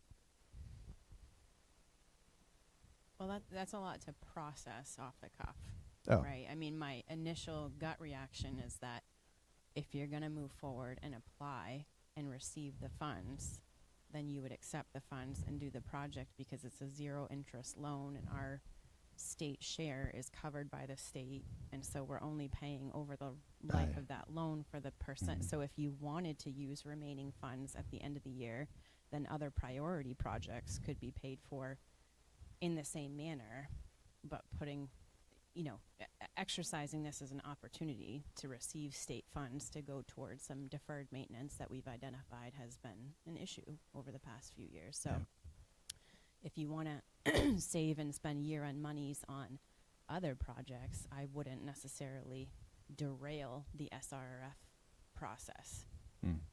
No, that's what I was going to say. So That's like well that said. that pathway, right? If we were to choose that, does not change whether or not we request Harriman to do to do the application. I know that there's some stickiness, we'll call it, with the use of fund balance. So it's not a bad idea. We could talk about it as we get more into our budget, and I'm all for tightening the budget still. We'll be working on that soon. Go ahead, Scott. I'll let you. Oh, Christy, do you? Are you starting to think about the budget and maybe where you can save $20,000 or $30,000 out of the budget? Yeah, I mean, I think Sam and I have had preliminary conversations, Scott, about like if we move forward with this, right? Like any of these projects, if we can do something, because we know, as Sam said, as far as the deferred maintenance is concerned, that would address some of this stuff, the deferred maintenance. So then we could look at, and I apologize to Sean already about in his budget, the potential there that we could offset, what we're making for a payment, out of, potentially someplace. I won't say Sean's budget. That's not fair. That's not fair.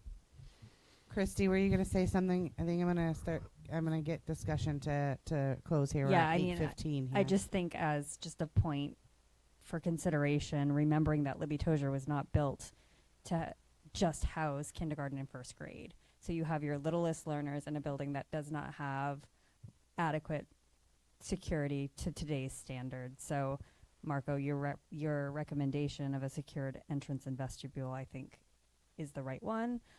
Just taking into consideration the bodies, the little people that are in that building and our teachers in that building to have a more secure entrance. Not that our school is not safe, but to be able to up it, I think makes sense to me. Okay, Doug and Matt, and as long as it's comments that haven't already been offered or said, but Matt, I don't think he has spoken much at all. And no, it's either you go quick or you don't go at all. It's going to be quick. Yes. In an effort to try to speed this up, I guess I just want to. Scott brought up that we're already kind of 8,500 in out of 20,000. Personally, I think it's worth just doing the extra little go over, just to do this, get this moving along, and we are talking about security of the youngest people in the district that are going to the school. So. All right, thank you. And actually, you're going ahead of schedule here, which is perfect because that's my next question for everybody. Go ahead, Matt. I just wanted to ask the Harriman reps because in our meeting, our finance and facilities meeting, we discussed, or the question was raised about the corridor air quality project, just limiting that to the office space. And if we were to go with the security option, could the office space air quality be rolled into that together, since that would all be? We could definitely look at that and see how we could get creative with putting that into that project, because it's going to be impacted. That could be part of that replacement for sure, and kind of take care of two projects under one. Thank you.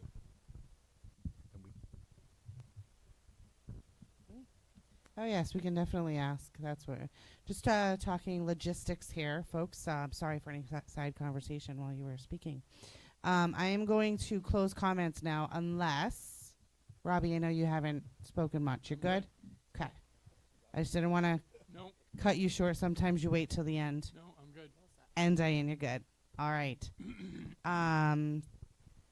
What we will discuss now is a thumbs up, thumbs down. The thumbs up will be to proceed with the superintendent's recommendation.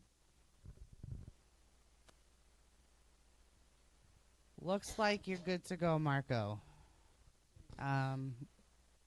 This is not a formal vote. What we'll do is Harriman and Associates, so our buddies who are showing up. Yeah, they're gonna go and start doing some work for us, which is much appreciated. And so what they'll do is they'll come back with the application itself, and so we'll take a look at that, and then on the 22nd we'll vote to then submit it.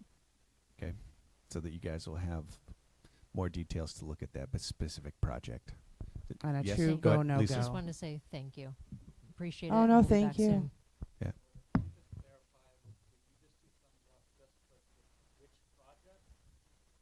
Yes. Yes, that's correct. That's correct. Correct. Absolutely. Yeah. Yeah, absolutely, Scott. So Yeah. we'll The 22nd, we'll have they'll bring back the proposal with that specific one to be Yeah, formally you got approved it. under motion by the entire board. That's what our sidebar was about. Thank you guys. Appreciate it. To make sure. Right. All right. Thank you for hanging in there. Now it's getting warm in here. I'm Mhm. usually pretty comfy, but all right. I know we're on to our seven new business. New business. I just gotta find it. 7.1 new business, and we have a motion. Would you There's like my you got page. it? Yes, thank you. 7.1 to nominate a delegate who will attend the October 18th, 2025 MSBA Delegate Assembly. Second. And just for everybody's knowledge, MSBA, Main school management. Main School Board Association. Board Association. You Right. got it. Thank you. Yep. Diane, you moved. Christy, you seconded? I did. Thank you. Discussion. Who would like to go this year? I went last year. Do we have to send anybody? We have to. Don't know the answer to that question, Scott. Maybe we don't. So we don't. We don't. It's virtual, so nobody has to actually physically go.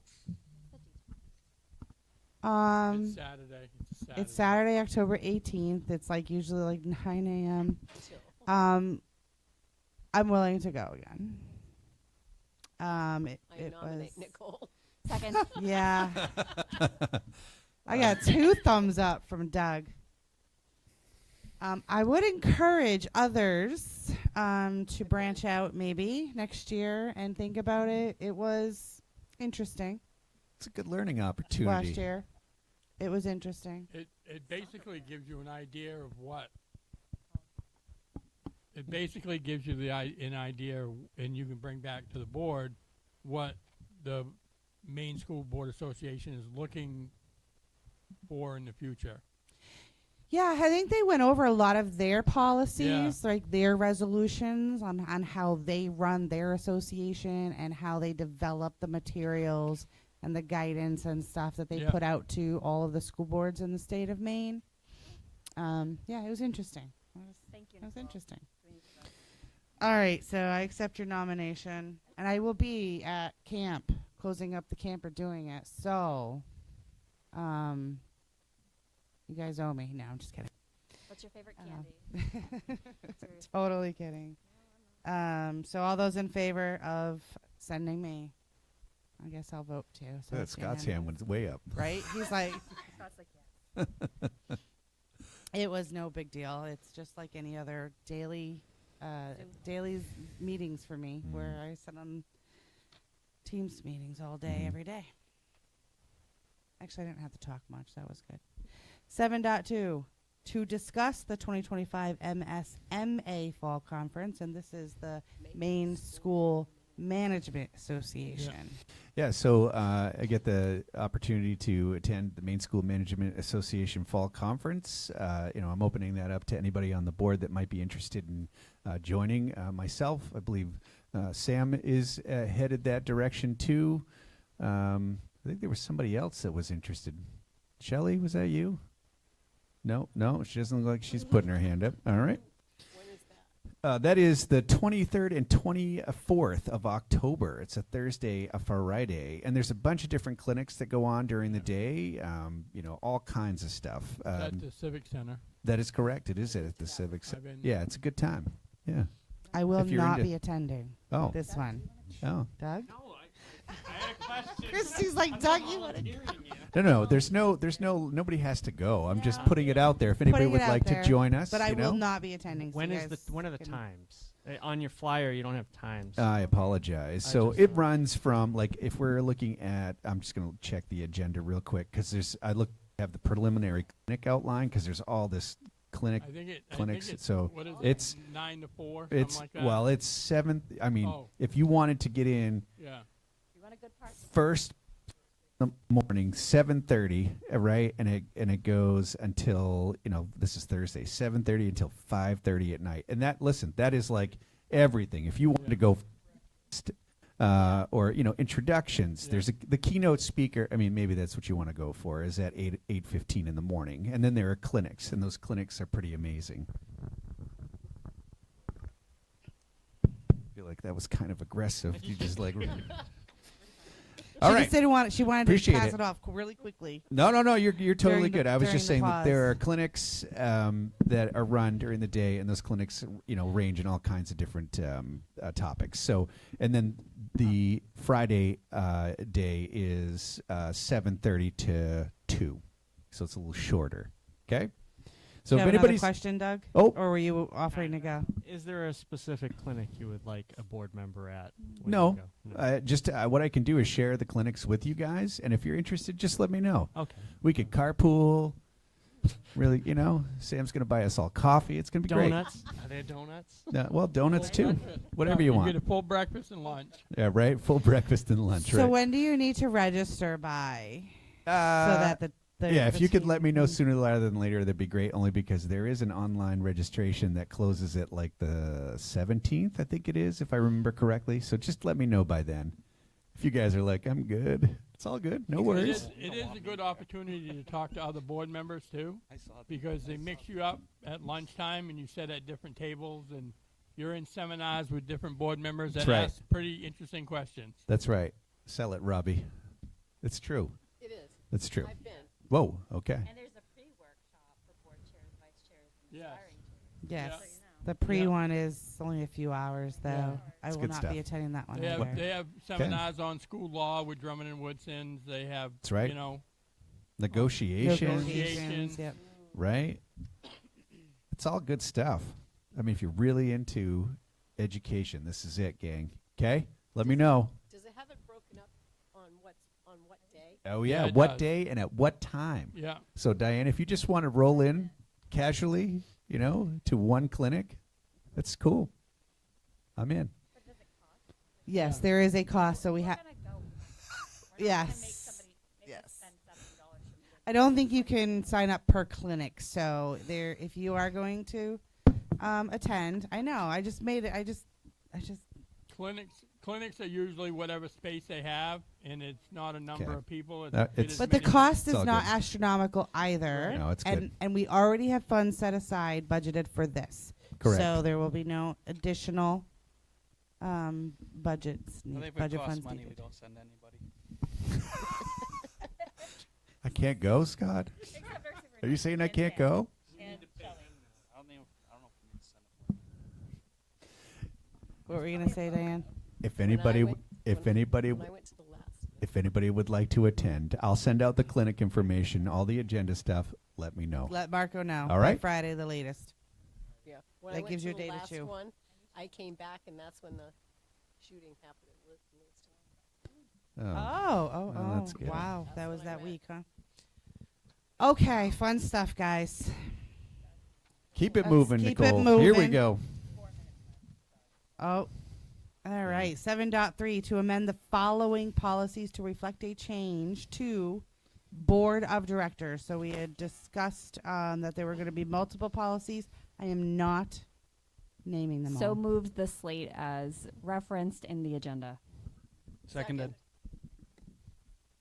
Thank you. Discussion. I would like to say thank you to the Policy and Personnel Committee for recommending this change. Go ahead, Scott. Just quickly, just want to make sure every policy is on there. For Scott. sure. Like we didn't miss any. I did the best I could. I How many times did you go over and check? several times. I hand typed these to make sure that they were all in there. Okay. Yes. And after we approve it, I'll go back and look again. And if I miss any, I'll let you know. We'll need a recon from the updated ones that are uploaded to this. I want to see check marks. I want Ah. a QC. You want me to cross Quality them control. out each one? Mm-hmm. Any further She discussion? wants you to track changes. Tough. Yes, Tough. quality control, right? I want a second reviewer sign off. We're getting punchy. All right, so no further discussion. All those in favor? Unanimous. Thank you. 7.4 to approve an application for the Outdoor Learning Mini Grant offered by Maine Environmental Education Association for $1,500 for Carrie Ricker. Second. Shelley, yes, please. I think that's what Doug was going to ask. Yeah.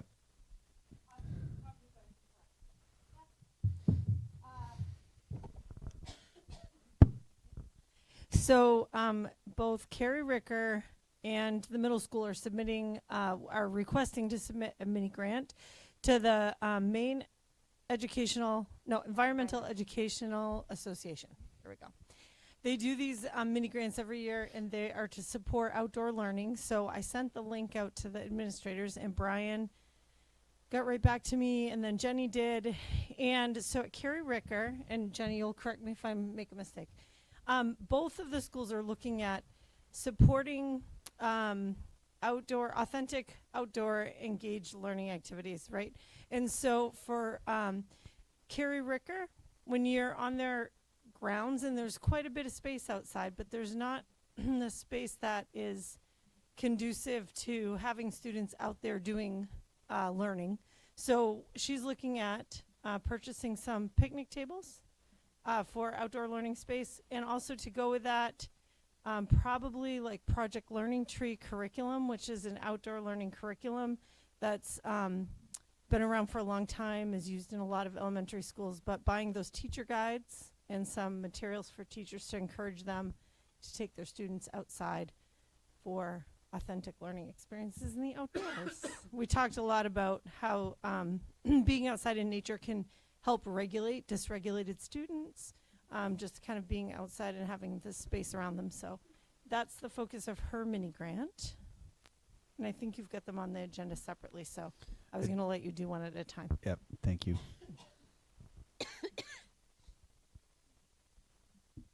Anybody else? Any cost to apply? No. And no commitment to continue? No. Right. One of the conversations I had with both Brian and Jenny was that this is a great example of not a startup grant. You don't want to use the money to buy anything you have to sustain. So this is like materials, sort of like what I think Tim has done this grant before at the high school. So they do it every year. I can be of any assistance because Oh, this is you my know it. jam. Just You let me know it. know. Yep, we will. Any other questions, feedback, comments? All right, I'm going to call for the vote. All those in favor? It's unanimous. Okay, so at the middle school, which is the next one on there, I think. Can I have a motion? Hold on. Oh, You sorry. need to. Yep. Just a Sorry. second, Shelley. Trying I to don't be want. efficient. I don't want Scott to yell point of order again. Ooh. Makes me nervous when he does that. 7.5 to approve an application for the outdoor learning mini grants offered by Maine Environmental Education Association for $1,500 for Oak Hill Middle School. So moved. Second. Discussion. Okay. Go ahead, Shelley. So very similarly, Brian and I talked about the fact that there are teachers who like to take their students outside. A common spot they like to go is the circle, you know. But you know, they're middle schoolers, and sometimes there's things about so they don't like to necessarily sit on the ground all the time. So Brian's idea was to get class set of bag chairs, right? So that when a teacher wants to take their students outside to do a learning activity or use the outdoor as a learning space, they would be able to grab those chairs, take them outside. They're also looking at some materials like magnifying glasses, and I forgot the other one, Brian.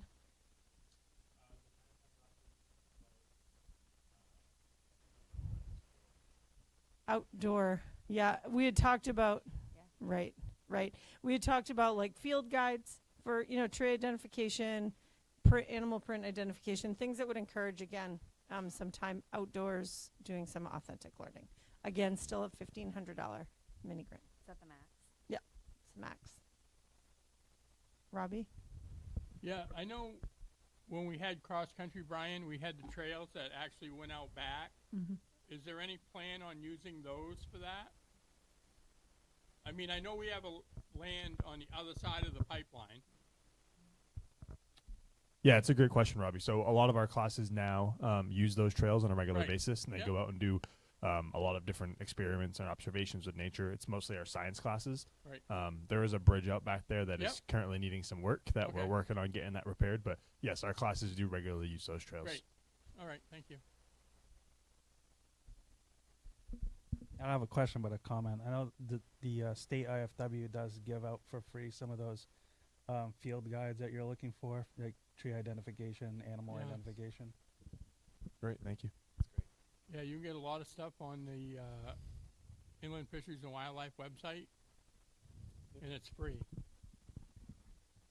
Christy, did you put your hand up again? Oh, okay. Anything else? All right, I'm going to call for the vote. All those in favor? It's unanimous. One last thing, Brian.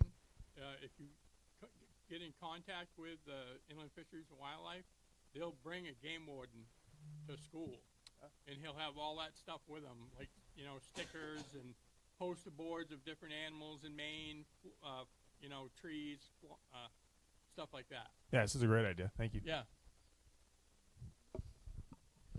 Thanks, guys. All right, thank you. So we have no other business this evening, and so I'm going to move on to 9 committee reports. So we do have 2 committee reports this evening. Finance and Facilities is up first, and I'm going to ask you to limit it as much as possible to things that we did not. Oh, you're doing it. Yeah, so things we did not discuss already this evening. All right. Thank you. All right, so we'll start off with the finance piece of it. 3 months or 25% of the year completed as of September 30th, 2025. Year to date, we've received $5,692,800.92, which is 24.6% of the anticipated revenue. Last year at this time, we were 26.22%, so we're a little bit ahead. General fund expenses year to date, we've expended $4,594,182.64, plus encumbrances, which is 20.53% of the budget. Last year at this time, we were 21.39, and that number is different by that amount because of our late passing of the budget last year, not until November. So every time we went back for another vote, we dropped the budget, which dropped the amount that the towns were giving us. Adult ed revenue year to date, we've received $12,700.42, which is 42.22% of the adult ed anticipated revenue. Last year we were at 23.31, and the difference is that is in how we fund that position, because we'll split that position out with the athletic director. So we're paying less for adult ed than we did last year. Adult ed expenses year to date, we've expended $19,203.76, which is 21.55% of the adult ed. And last year we were 32.32, and it's the same deal. All right, moving on to food service. Year to date, we've received $44,576.94, which is 4.36% of the school nutrition anticipated revenue. Last year at this time, we were at 2.89. And school nutrition expenses, year to date, we've expended $182,989.04, which is 17.90% of the school nutrition budget. Last year at this time, we were at 19.24, so we're a little bit lower than last year. And moving on to the facilities, not hashing over stuff that we've already talked about.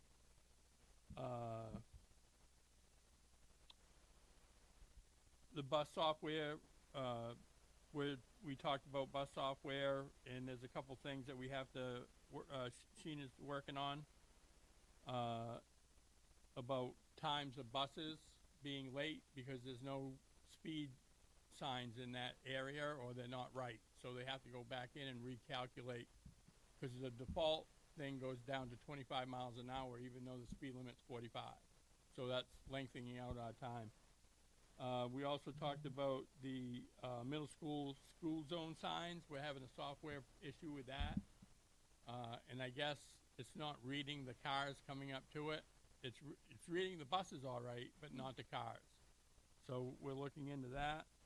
The audit's progressing. Sam's working on that, and they're asking questions, and we're giving them the information. New business, September financial reports I just read. We're going to move the garden plot, or try to move the garden plot from Sabatis to between Libby Tozier and Carrie Ricker, because that's the age group of kids that need it the most, is those two schools. And I think we've picked out a spot, and Kelly's going to go look at it with our facilities director and try and work out a spot there. Budget presentation and timeline. Basically, we're going to get the same information we got last year, about the same time schedule. You know, we'll tweak it as we get in and out.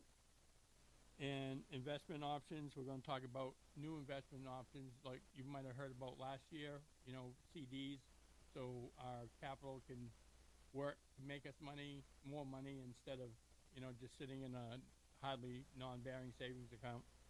And that was it. All right, thank you. And then we have CAI and technology, and it's Diane. Christy's like, nope. Yeah. So the first thing we did was a little bit of housekeeping, and I'm going to be reporting for that committee. We started off by Shelley told us her duties. She's working on title grants, performance reports. She oversees coaches that she meets weekly, MLT, the multi-language teacher, the GT teacher, school nurses. She's also working on a plan for what they're going to do when there is a nurse out, because we have a lot of diabetic students. We talked about PD money in order to make it more equitable for staff across the board. She's in charge of the PD money, and correct me if I'm wrong. She's making a Google form. Staff members ask their principals, and then she's also looking for more funds to pay for teacher PD as well, and for classes they're taking. Stephanie gave a technology update. She's bringing back eCollect and Enrollment Express forms through PowerSchool. We had it; it was not being used, but now we are using it. We're also adding back in assets tags to keep track of technology devices. We're also going to do that on curriculum material as well. She also has made an online link to an employment application so that it makes it easier for people who are going to apply for employment in this district.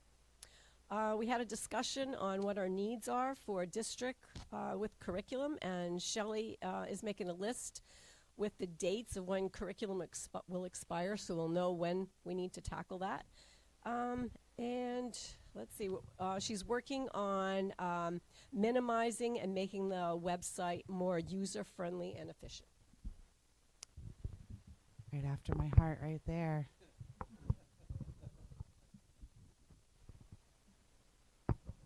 Thank you, Diane. I don't know. That's not news, though. I said that before in years past. Like, it makes me feel computer illiterate sometimes, which is not hard to do either. So it's not saying that is that bad because it's usually an operator error. Anybody have any questions or comments for Diane? Alrighty. Board comments. Who would like to go first? Go ahead, Nancy. So last night I was at a selectmen's meeting and Robbie was present. I don't know if you've mentioned anything. Okay. So there was a concern by the selectmen about the condition that Sabatis Primary was turned over to the town, and they were requesting maybe some conversation about that. I'm happy to reach out, Nancy. It's not a problem whatsoever. Thank you for that.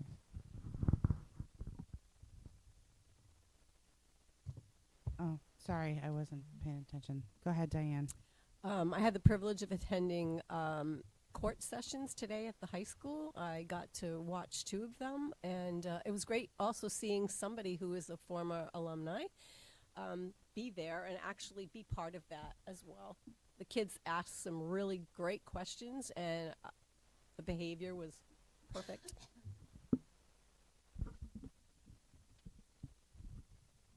Go ahead, Doug. I know you were reaching, but your hand went up first. Let's see. I had a couple. First, I go to all 4 schools. I drop my kids off at all 4 schools. I want to report that the school drop-off flow is pretty good. I think a shout out to the SRO at the high school. He does a very good job keeping things nice and orderly with everything going on. So I think that's helpful. I think he deserves some credit for that. The teachers, I want to say that the book selections, I am actually very impressed. These are some not typical books that I've known, but my kids are interested in them, and I actually like hearing about them. So that goes for all of the schools. I appreciate to see that we're actively engaging them with reading and stuff, and it's pretty good. So there's a shout out to that. And then the last one was that the RSU4 website happened to, it says the Finance and Facilities meeting tonight is all day. And that had me worried when I saw that.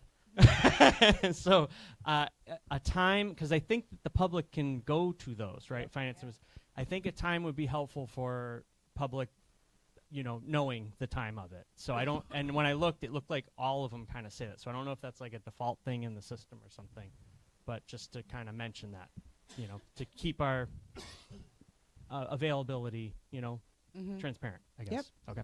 That's all. Perfect. Thanks, Doug. I think Shelley's already looking at it, trying to figure that out. Yeah, I use the app, so I don't know if that. Oh. You know what I mean? App.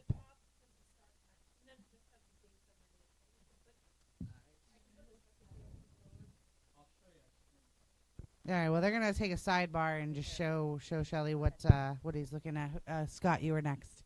Thank you. I just wanted to say I was really happy to hear that Coach Lamont made a recovery and he actually was able to make yesterday's soccer game. If anybody wants to reach out and look on the RSU4 Parents Supportive Facebook page, there's a that's okay, yeah. Yeah. Can we wait just a minute, please, guys? Thank you. Sorry, Scott. Yeah, Go ahead. there's a GoFundMe for it to help with his medical expenses. So if you guys want to look into that.